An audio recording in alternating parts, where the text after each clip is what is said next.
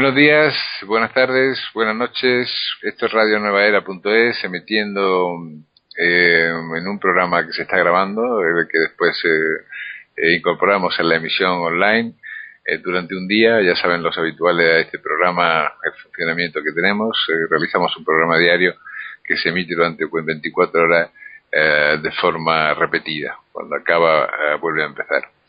De forma que si lo han cogido en parte, pues pueden esperar a que acabe y después seguir oyéndolo.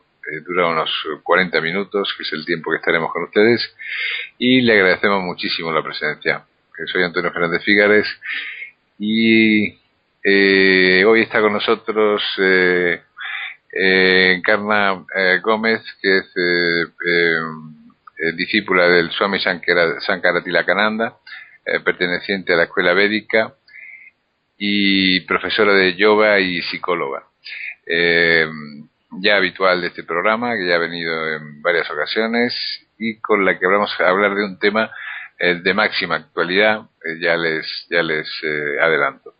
Antes de saludarla, ¿qué tal, Encarna? Buenas tardes. Hola, buenas tardes, Antonio. Namaste. Namaste, namaste a todos.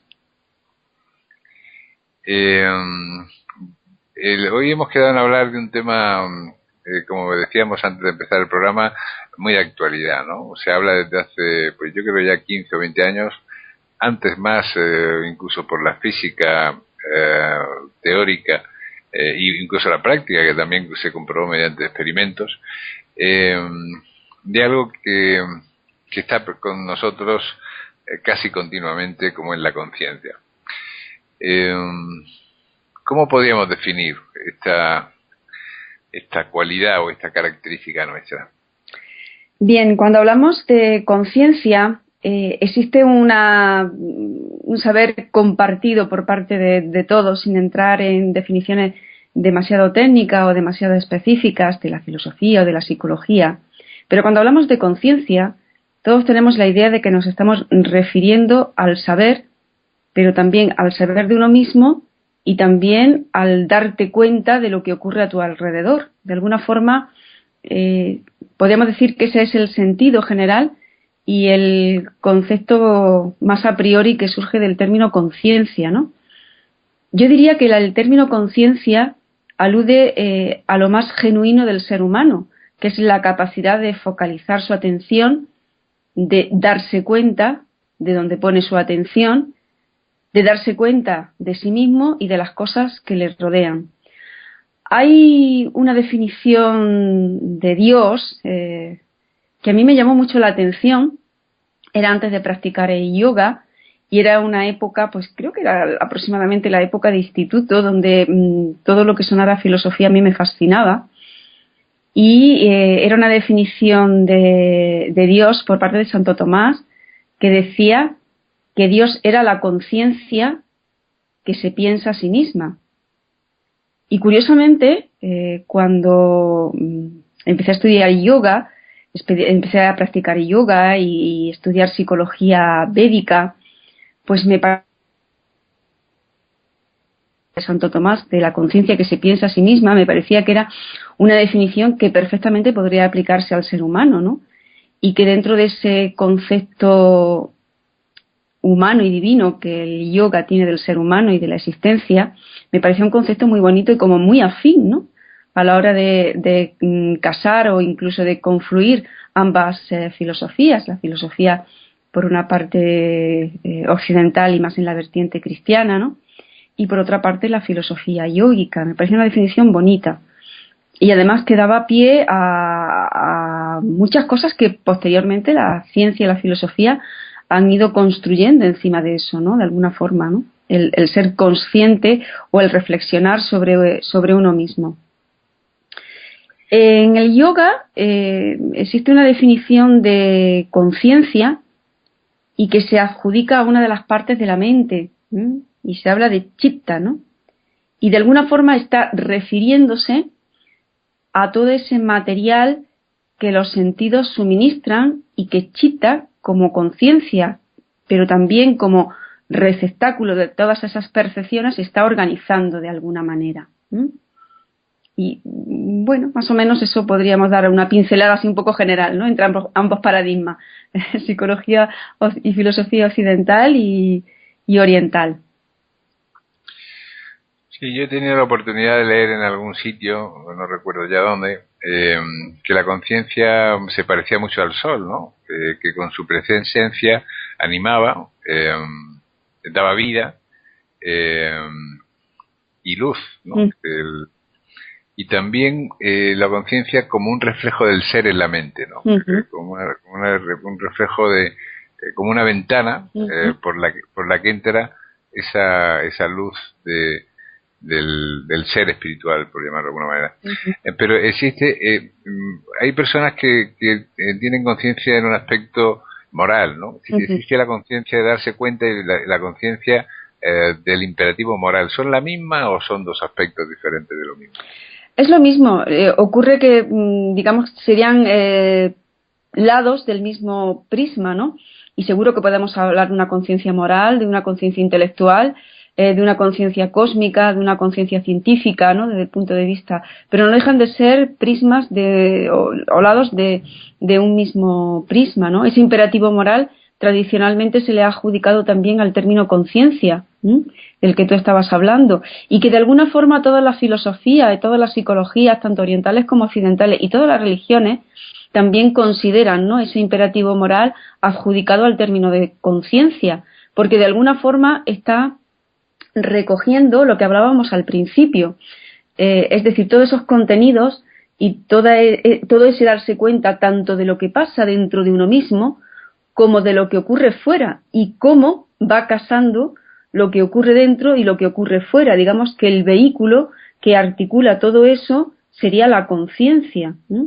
Por lo tanto, cuando hablamos de esos niveles de conciencia, estamos refiriéndonos pues también a ese imperativo moral, pero también nos estamos refiriendo a diversos estados de conciencia o incluso a lo que las diferentes ondas cerebrales de alguna forma nos pueden inducir diferentes estados, ¿no? De estar despierto, de estar alerta, del sueño, de la vigilia, de la tranquilidad, de la meditación, en fin, de estados creativos. Todo eso que también está adquiriendo un gran auge, un gran estudio, ¿no? Precisamente para conocer qué es lo que está pasando dentro de la psique del ser humano, dentro de nuestro propio cerebro, y cómo se corresponde y de alguna forma con las vivencias que estamos teniendo, pero también porque queremos de alguna forma acudir a algo que nos pueda dar respuesta pues, a todos los interrogantes que siempre hemos tenido, pero también a todos los interrogantes actuales, ¿no? Y especialmente en unos momentos más críticos, como puedan ser los momentos que ahora mismo estamos viviendo, ¿no? Donde existen todo tipo de movimientos y de filosofía que aluden a ese despertar, a ese darse cuenta, ¿no? Y a ese tomar conciencia de la realidad que estamos viviendo como una realidad colectiva, pero también como una realidad personal. Efectivamente, Encarna, pero se me ocurre una pregunta que hacerte. La conciencia está definida también por la información, ¿no? Si una persona o cualquier ser no conoce, no puede ser consciente, ¿no? Entonces, si la conciencia está ligada a la información, ¿no sería más bien una forma de inteligencia? Sin duda. Fíjate, estábamos hablando al principio, ¿no? Cuando establecíamos que dentro del yoga, dentro de la psicología védica, la conciencia se le designa como chitta, ¿no? Y que esa conciencia lo que está haciendo es recoger la información que nos suministran los sentidos. Y con esto volvemos a poner de manifiesto cómo lo complejo, como puede ser el tema de la conciencia, siempre está supeditado a lo más sencillo, a lo más obvio o a lo más simple, como puede ser la información que nos suministran los sentidos. La pregunta que tú haces tiene muchas implicaciones, porque si resulta que, digamos, nuestros sentidos no están bien ajustados, no están bien equilibrados, pues la información que están recogiendo no la están recogiendo adecuadamente, y ese no recoger información adecuadamente es como no coger los ingredientes ni mejores ni los adecuados para realizar alguna comida, con lo cual el resultado puede ser bastante inadecuado, ¿no? O bastante decepcionante. Esto que estamos hablando siempre nos lleva a un punto de confluencia en cualquier disciplina yógica y en cualquier enfoque de la psicología védica, y es lo que desde hace muchísimo tiempo están repitiendo los maestros de yoga, que cuando pues las personas acuden a preguntarle o a pedirle consejo, cuando se le hacen cualquier tipo de pregunta compleja a nivel filosófico o psicológico, cualquier maestro de yoga va a aludir siempre a la necesidad y a la adecuación de un ajuste sensorial. Es decir, si nuestros sentidos no están bien ajustados, pues con una alimentación adecuada, con un descanso adecuado, con una higiene adecuada, con un ejercicio adecuado, con un descanso adecuado, ¿cómo vamos a recoger toda esa información que el mundo nos ofrece, que nosotros tenemos que computar y que se lo tenemos que llevar a la conciencia, pues para que ella elabore y piense y organice sus contenidos, y a partir de ahí digamos que entramos en el terreno ya no solamente de la información sensorial, sino de la percepción, que por un lado necesita esa información sensorial, pero también por otro lado necesita el cómo articular esa información sensorial. Por lo tanto, todo esto que estamos hablando es algo que en la filosofía y en la psicología oriental siempre ha tenido un peso importante, y es que lo complejo, como puede ser la conciencia, siempre se sustenta a partir de elementos sencillos o simples, pero no por ello menos importante, como es la información que nos suministran nuestros sentidos. Se dice a veces que una persona es consciente porque tiene una actitud, digamos, de entender de algo, de saber, ¿no? Sí. Pero entender y saber está sujeto a las circunstancias. Me imagino que una persona de hace 1000 años que fuera consciente, pues sería consciente de un determinado tipo de cosas, ¿no? Uh-huh. Sin embargo, ahora o dentro de 1000 años seremos conscientes de cosas diferentes, o tendremos una interpretación de la realidad distinta, ¿no? ¿Qué nexo común hay en la conciencia que no depende de la información? Pues yo creo que el propio nexo común de ser seres humanos, ¿no? De ser Homo sapiens, y de compartir todo ese código genético, y que se arrastra desde hace miles de años. Es cierto lo que tú dices, evidentemente que una persona de hoy día no va a tener un nivel de conciencia como el que puede hacer hace 1000 años o dentro de otros 1000, pero fíjate, y esto es una cosa muy interesante, estamos ahora mismo estudiando textos reconsiderando desde el punto de vista científico y desde el punto de vista filosófico filosofías y psicologías con muchos años de antigüedad, como es, por ejemplo, la psicología y la filosofía védica, y toda la psicología y toda la filosofía del yoga, y todo lo que está contenido en el Veda.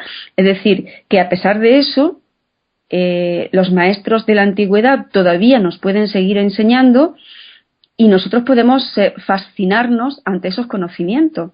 Por lo tanto, el nexo común es que pertenecemos evidentemente a la misma especie, y que aparte de eso, bueno, pues algo tiene que haber inmutable en el ser humano, o quizás, como dicen algunos antropólogos, que la historia es pendular, ¿no? Y quizás hubo un tiempo donde la mente del hombre era mucho más lúcida que la de ahora, y el retornar a ese tiempo es lo que nos está haciendo fascinarnos con filosofías y psicologías muy antiguas, ¿no? Que fundamentalmente es la filosofía y la psicología oriental.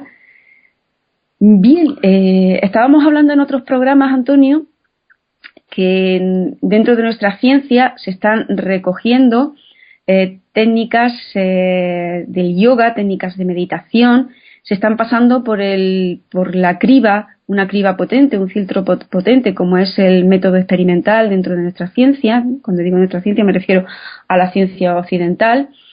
Y no solamente está pasando esa criba, sino que lo está pasando con nota. Es decir, que se están nutriendo nuestra psicología y nuestra filosofía occidental de técnicas que datan de miles de años. Entonces, bueno, pues algo tiene que haber que, a pesar de todo el tiempo y a pesar de todos los cambios sociales, políticos, evidentemente incluso geológicos, ¿no?, que el planeta está sufriendo y que los seres humanos también estamos sufriendo, pues tiene que haber algún continuum que nos permita ese enlazar y poder dialogar y poder escuchar a los sabios de la antigüedad. Eso es una cosa muy interesante, por lo menos desde mi punto de vista. O sea, que es posible que pueda existir una, digamos, una conciencia firme en la que nos podamos apoyar, que sea una verdad casi absoluta, ¿no? Desde un punto de vista filosófico me refiero, ¿no? Porque la moral puede ser incluso cambiante, ¿no? Sin duda. Hasta hace 400 años pues se toleraba el racismo, se toleraba la esclavitud y no había ningún problema, ¿no? La gente lo asumía como algo cotidiano, igual que otra serie de cosas, ¿no? Sin embargo, esto de lo que estamos hablando son planteamientos que buscan el entendimiento de verdades filosóficas, ¿no? Sí, pues fíjate, eso que tú estás diciendo, Antonio, se contempla dentro del Veda. Es decir, por un lado estamos hablando de verdades eternas y mensajes universales que se encuentran recogidos y difundidos desde el yoga, desde el Veda, desde hace muchos años, ¿no? Y dentro del propio Veda se contemplan también que, bueno, pues que todo eso tiene que adecuarse al momento histórico en el que se vive y donde pues tiene todo tipo de imponderables, ¿no? Y todo tipo de cambios, ¿no? Y todo tipo de variables, como diríamos hoy, ¿no? Que pues depende del lugar donde esté, depende de la psicología de ese pueblo, depende de sus condiciones políticas y sociales, ¿no? Pero de alguna forma la propia definición de Veda está dándonos una clave muy interesante y como que muy estable de lo que el hombre debe de conocer. Veda significa conocimiento, pero también etimológicamente significa lo que debe de ser conocido, y lo que debe de ser conocido por una mente que lo pueda conocer, y de momento la mente que más lo puede conocer es la mente del ser humano. Bien, entonces estamos hablando de que de alguna forma sí que existen verdades eternas, ¿no? O que existen principios de conocimiento y de interacción con uno mismo y con la realidad eternos, ¿no? A mí me da un poco de temor hablar de verdades absolutas, porque los seres humanos somos como somos, ¿verdad? Y frecuentemente podemos caer en toda una serie de actitudes déspotas y absolutistas. Pero quizá a mí me gusta más hablar de verdades eternas, ¿no? Y sobre todo siempre con el matiz de que se tiene que adecuar a la situación y al momento en el que estamos viviendo, ¿no? Por eso a mí siempre me gustó estudiar el Veda desde el principio y siempre me fascinó y me sigue fascinando, porque siempre está estableciendo una verdad desde el punto de vista filosófico y trascendental, pero al mismo tiempo está estableciendo un punto de humanidad donde establece, digamos, que la franja de flexibilidad suficiente como para que esa verdad sea o no posible aplicarla en ese momento, ¿no? Y en esa situación histórica. Es decir, tiene por un lado una flexibilidad y una humanidad inherente a esa flexibilidad que permite el ajustarte y acomodarte, ¿no?, a la situación que estamos viviendo, sin perder por ello la esencia. Eso también es importante, ¿no? Cuando estamos hablando de todas estas cosas, claro, por un lado, ¿no?, tener el suficiente punto de rigor y de seriedad como para decir no todo cabe en función de la flexibilidad, pero también el suficiente punto de humanidad y de sensatez como para saber que todo tiene que estudiarse en la situación concreta, ¿Mm? Ese matiz sí que me parecía importante aplicarlo, ¿no? Claro, y en el punto de evolución en el que nos encontramos, ¿no? Claro que sí, claro que sí. Pero fíjate, es que de alguna forma también como lo pequeño se corresponde con lo grande, ¿no? A un niño pequeño no se le tiene que tratar como si fuera un tonto o un idiota, pero evidentemente que el nivel de razonamiento y de interacción que tienes con un niño de 5 años no puede ser como un chico de 15 y tampoco puede ser igual que con un señor de 30. Me explico, ¿no? Es decir, que todo eso tiene que tenerse en cuenta y tiene que tenerse en cuenta de que a lo mejor no podemos hablar igual con un chico de 15 años centroeuropeo que con el que está en el más profundo continente o población africana, ¿no? Porque sin duda sus condiciones familiares, políticas, climáticas, todo eso está influyendo en su psique, en su concepción de sí mismo, de la sociedad en la que vive y de la interrelación con los demás. Por lo tanto, todas esas cuestiones son importantes tenerlas en cuenta, ¿no? Claro, aspectos culturales, ¿no? Sin duda, pero ya no solamente, te he puesto un ejemplo extremo, ¿no? Pero cuando cuando los psicólogos trabajamos en clínica, bueno, pues las personas que vienen a nuestras consultas, digamos que la mayoría comparten un patrón sociocultural semejante, ¿no? Y sin embargo, volvemos a acudir a un tópico, cada persona es un mundo, ¿no? Y la forma de intervención y de trabajo con una persona pues no es igual que con otra, ¿no? La forma en que puedes acceder y tienes que plantear la intervención o el trabajo no es igual con una persona con otra, a pesar de que compartan no solamente un similar territorio con todas las connotaciones sociológicas y políticas semejantes, ¿no? Incluso edad, incluso sexo, pero aún así su psique y su psicología es diferente y como tal, pues un buen clínico tiene que tener eso en cuenta, ¿no? Y lo que se suele decir es que cada persona es un mundo, ¿no? Claro, sin duda, ¿no? Y más cuando estamos hablando ya de diferentes continentes, ¿no? Y de diferentes culturas. Pero sin embargo, fíjate, a pesar de todo eso, siempre existe un nexo común a partir del cual podemos articular la conversación, ¿no? Pero esa conversación y ese nexo común es posible cuando uno sabe y cuando uno tiene la flexibilidad y la empatía de saber ponerse en el lugar del otro, ¿no? Si no es complicadísimo, por mucho conocimiento que se tenga, de poder articular ese punto de diálogo y de entendimiento. Sí, sobre todo basado en la racionalización, que yo creo que es un canal que casi todo el mundo, casi todo ser humano está dotado para intentar comprender, aunque sea paso a paso. Pero te preguntaría otra cosa, que Punset, Edward Punset, un divulgador científico muy conocido, pues escribió hace poco tiempo un libro diciendo que el alma está en el cerebro, ¿no? Este tema de qué es antes el huevo o la gallina, del que se ha hablado mucho, ¿no?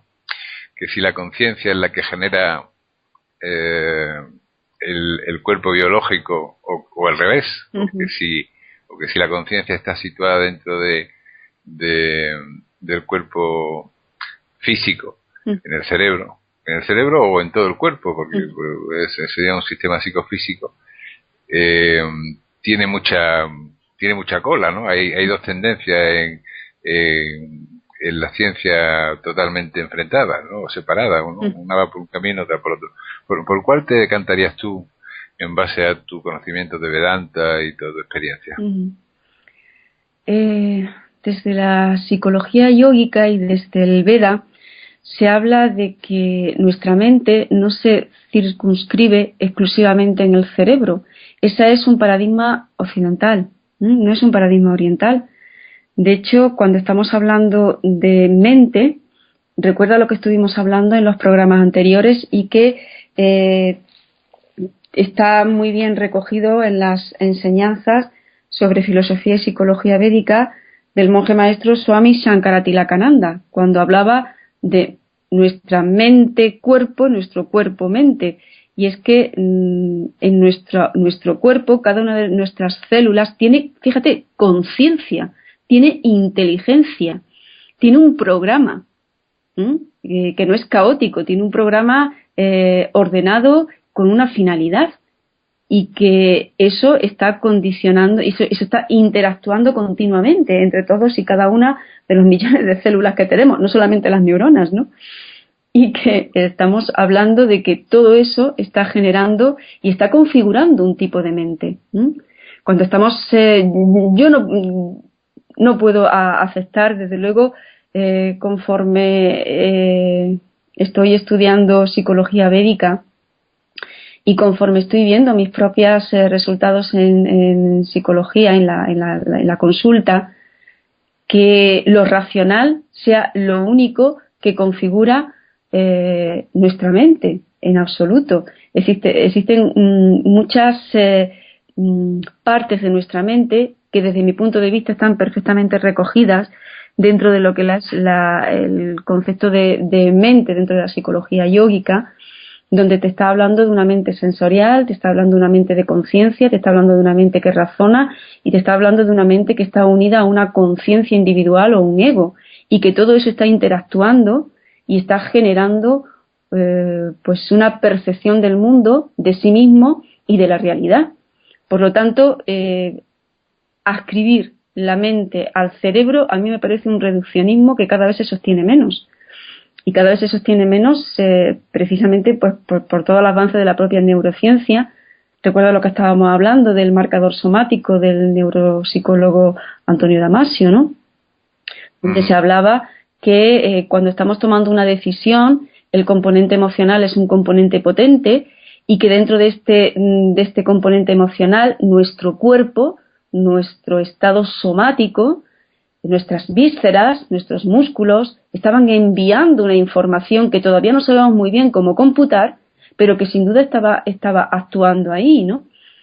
Por lo tanto, si yo tengo que decantarme por una tendencia, sin duda me decantaría por el planteamiento de la psicología védica, donde estamos hablando que mente es todo, y que cuadra perfectamente con las propuestas de los maestros de yoga, cuando te estaba hablando de que antes de empezar a hacer filosofía elevada o plantearte prácticas espirituales elevadas, ajusta tus sentidos, afina tus sentidos, ¿no? Con todo lo que estábamos hablando antes, y a partir de ahí, de lo más sencillo y entre comillas sencillo, porque no lo quiero confundir con simple o poco importante, bueno, pues a partir de ahí ya veremos a ver qué pasa. Fíjate, hay una definición de mente dentro de la psicología védica, donde se habla de la mente como órgano de conocimiento interno, que sería Antakarana, y como órgano de conocimiento externo, que sería Bhajyakarana. Ese Bhajyakarana está aludiendo directamente a lo que en Occidente llamaríamos sensibilidad, sentidos, es decir, nuestros sentidos y la parte más somática de nuestros sentidos también es mente. Y todo lo demás opera, Antakarana opera con todo ese material, con todos esos ingredientes que Bhajyakarana le suministra, ¿no? Por lo tanto, podemos decir que es importante, podemos decir que podemos cocinar una magnífica paella sin un grano de buena calidad. No, evidentemente, claro. Entonces, todo eso es importante también tenerlo en cuenta. El ser humano es demasiado complejo como para poder reducirlo a una sola cuestión, ¿no? Y yo creo que en este sentido las filosofías orientales, con esa visión más sincrética y más holística del ser humano, están atinando bastante. Y de hecho yo creo que en gran parte el que se esté recogiendo gran parte de sus presupuestos y de sus premisas es precisamente por esa globalidad que aportan, pero no solamente como aspecto global, sino que cuando entramos a estudiar específicamente también pueden aportar, y de hecho lo están haciendo, conocimientos muy concretos. No quiere decir que se pierden en generalidades, pero que necesariamente tienen que tener esa visión más global. Sí, pero también eficacia y profundidad, ¿no? Efectivamente, y que se avala, ya te digo, con muchos años de antigüedad que sobreviven a nuestros días, ¿no? Por algo será. Sí, dentro del Vedanta, por lo que yo he leído, hay una figura que es, un planteamiento, por decirlo así, que es la figura del testigo. O sea, se habla como el testigo sería esa parte de la conciencia que no está implicada, que atestigua todo lo que pasa, que percibe lo que ocurre, pero que no toma partido, es independiente e indiferente, y estaría vinculada al espíritu, ¿no? ¿Eso sería la parte más íntima de la conciencia o qué elemento sería este? La conciencia de testigo, al que tú aludes, Antonio, Sakshi, ¿verdad?, del Vedanta, es un elemento fundamental para estudiarse a sí mismo, para estudiar la realidad que nos circunda, y sobre todo también para estudiar y para entender la interacción entre lo de dentro y lo de fuera, entre el mundo y tú. Eso es un elemento esencial. Fíjate, esta propuesta del Vedanta, el Vedanta es una filosofía que tiene muchísimos años de antigüedad, y que está aportando cada vez cosas más interesantes al hombre de hoy, pero me refiero a la cotidianidad del hombre de hoy.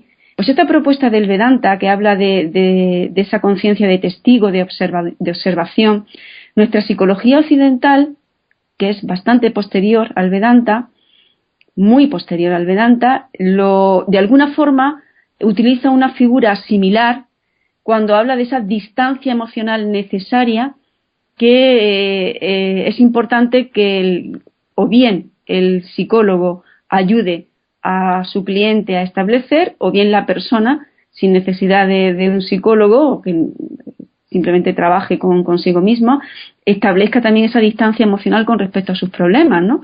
¿Por qué?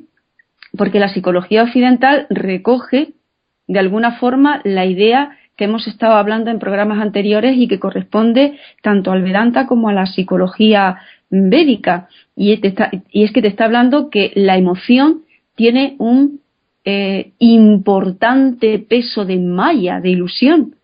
Es decir, cuando estamos muy alegres, Vedanta te está diciendo no te lo creas demasiado, y cuando estamos muy tristes, la Vedanta te está diciendo no te lo creas demasiado. Distánciate de ese estado emocional, obsérvalo, analízalo y sobre todo no te identifiques con él, porque en el momento que te identifiques con él y pienses que tú estás triste globalmente, o eres feliz o eres afortunado por esa situación en concreto o por ese estado emocional en concreto, has entrado en una auténtica ratonera existencial. Y por eso siempre está diciendo distánciate de tus emociones, que no es convertirte en una persona, yo creo que esto se ha malinterpretado en muchas ocasiones, ¿no? No es convertirte en una persona fría e insensible, es convertirte en más persona. Porque estar a merced de nuestros estados emocionales es convertirnos de alguna forma en el nivel de brutalidad que estamos sufriendo hoy día a un nivel muy cotidiano. Estamos viendo personas que han llegado a intentos de matarse literalmente porque han tenido un roce con el coche. ¿Qué está pasando? ¿O qué vamos a decir? Por ejemplo, que lo que está pasando a nivel de relaciones, ¿no? ¿Cómo puede terminar el amor, o presuntamente el amor, tendríamos que decir, ¿no?, en situaciones tan kafkianas como las que estamos viendo en los juzgados día a día, ¿no?, o en la policía, ¿no? Es decir, aquí está pasando algo muy raro con el tema de nuestras emociones, de nuestros sentimientos, ¿no? Y lo que está pasando muy raro es que le estamos dando un timón en la dirección del avión o del auto a quien no tiene que tomarla. De alguna forma, lo que está diciendo el Vedanta es posiciónate ante tus emociones, dirige tus emociones, tú eres el jefe, no tus emociones. Es decir, cuando estamos hablando de esto, estamos diciendo,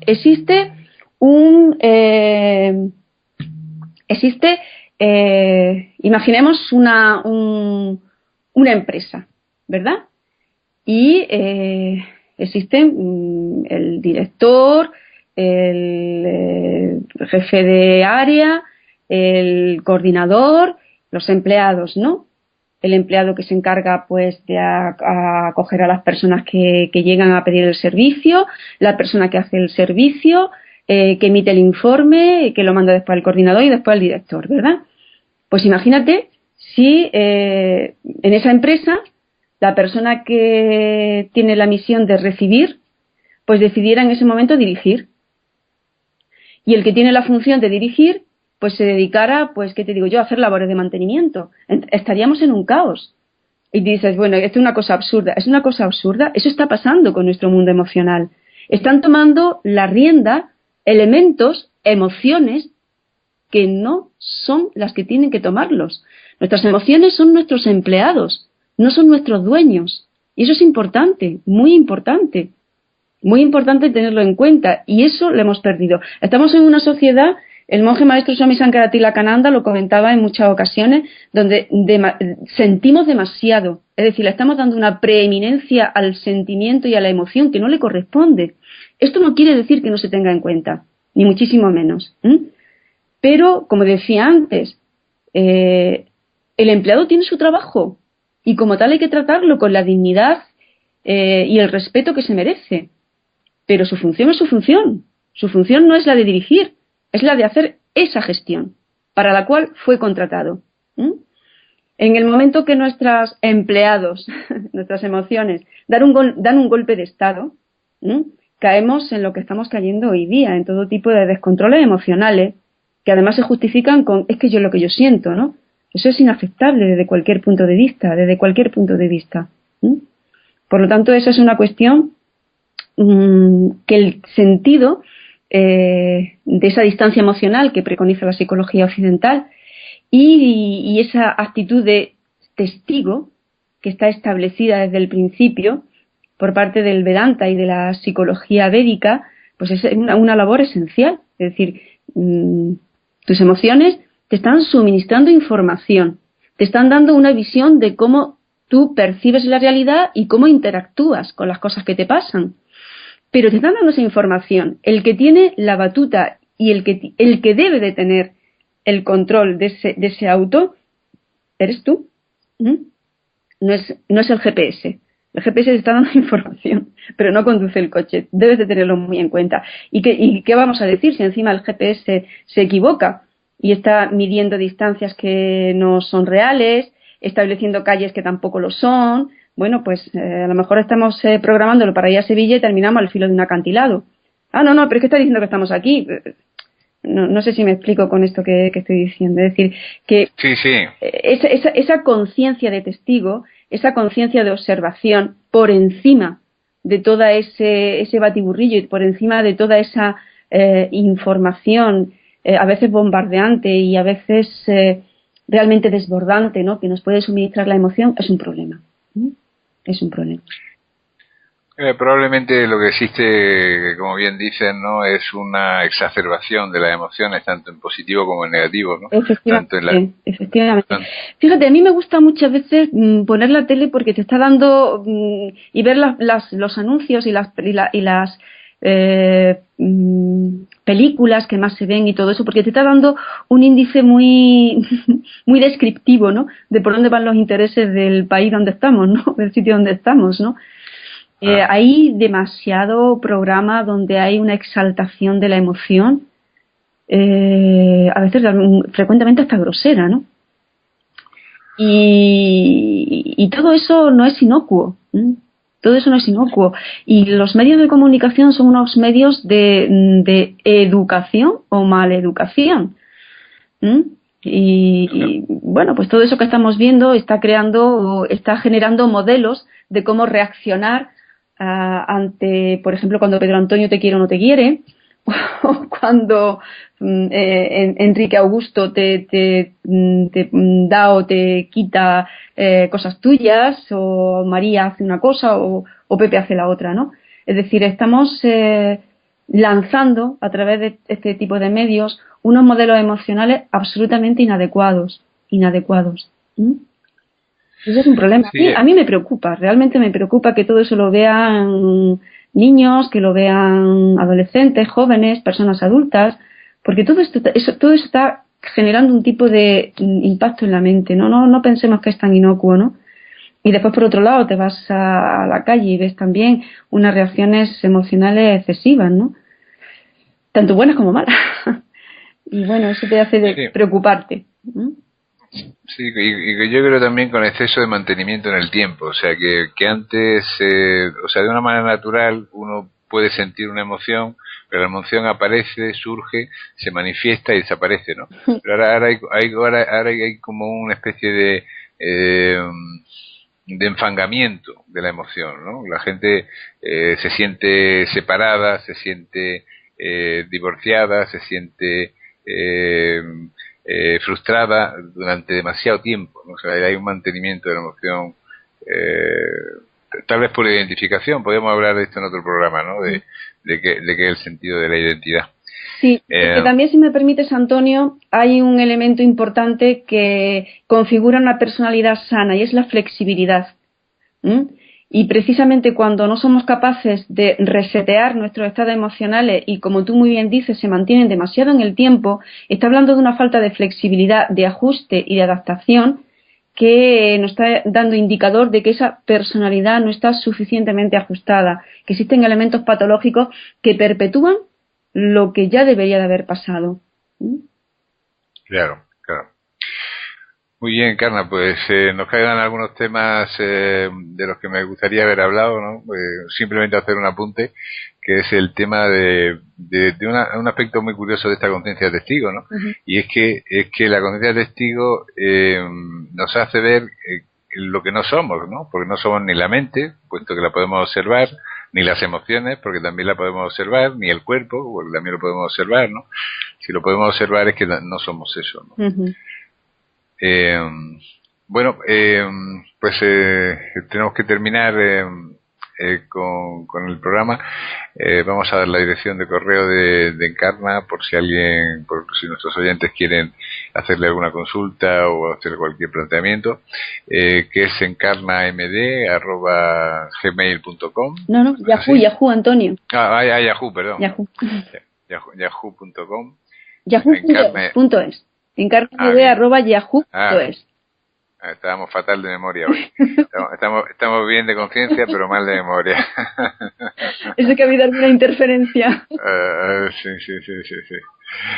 Bueno, pues esta es la dirección de correo a la que pueden remitirse para contactar con ella, que gustosamente pues le contestará.